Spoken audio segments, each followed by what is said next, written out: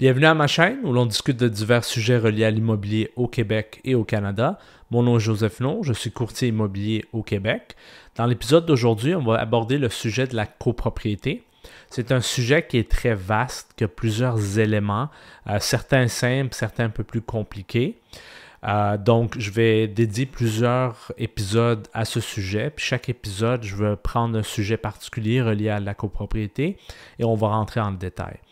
Pour les fins de la vidéo d'aujourd'hui, je vais introduire le sujet de la copropriété en vous expliquant les trois types de copropriété qu'on retrouve les plus communément au Québec. Et je vais vous expliquer un peu la différence entre les trois.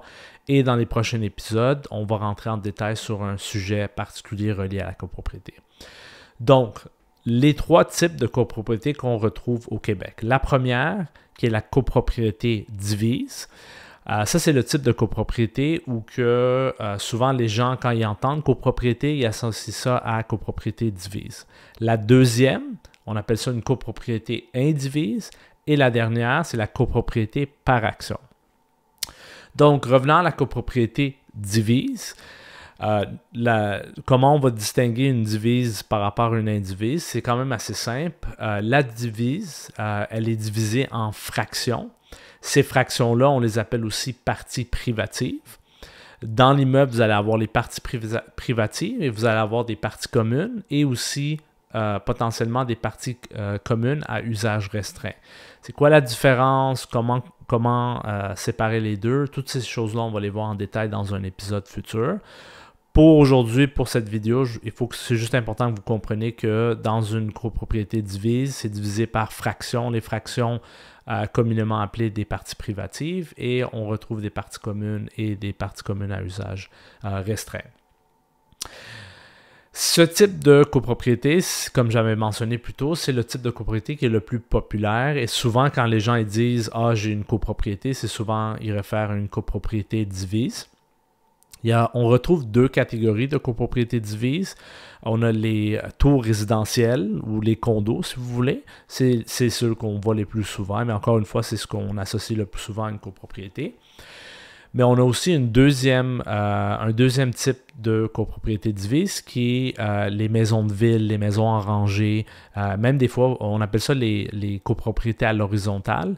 Même des fois, vous allez trouver des chalets qui sont détenus en copropriété. Fait que c'est pas juste des tours à condos qu'on retrouve des copropriétés. Ça, c'était pour la copropriété divise. Par la suite, vous avez la copropriété indivise.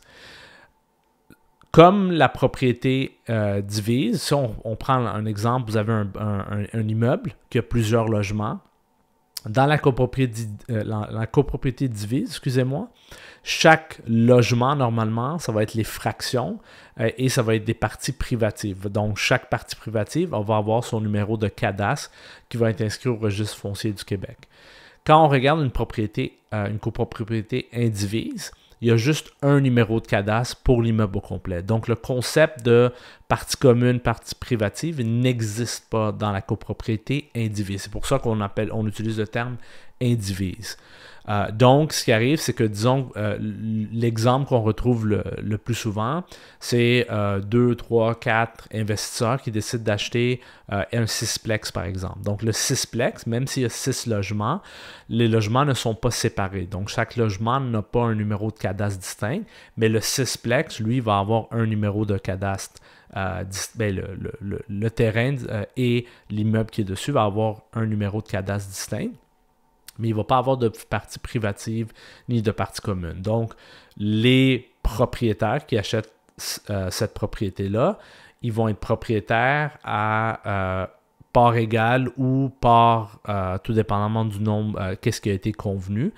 Et quand on achète ce type de propriété-là, normalement, on va avoir un document qui s'appelle une convention d'indivision qui va être publiée au registre foncier. Et dans ce document-là, on va retrouver plusieurs éléments comme qui sont les propriétaires, qui a quelle part dans la propriété, comment est-ce que les charges vont être réparties, et aussi un des éléments les plus importants, c'est s'il y a des règles spécifiques si un des propriétaires veut vendre sa partie ou quelqu'un qui veut acheter une partie d'un des propriétaires existants. C'est un document qui est très important à consulter si vous cherchez à acheter ou vendre ce type de propriété.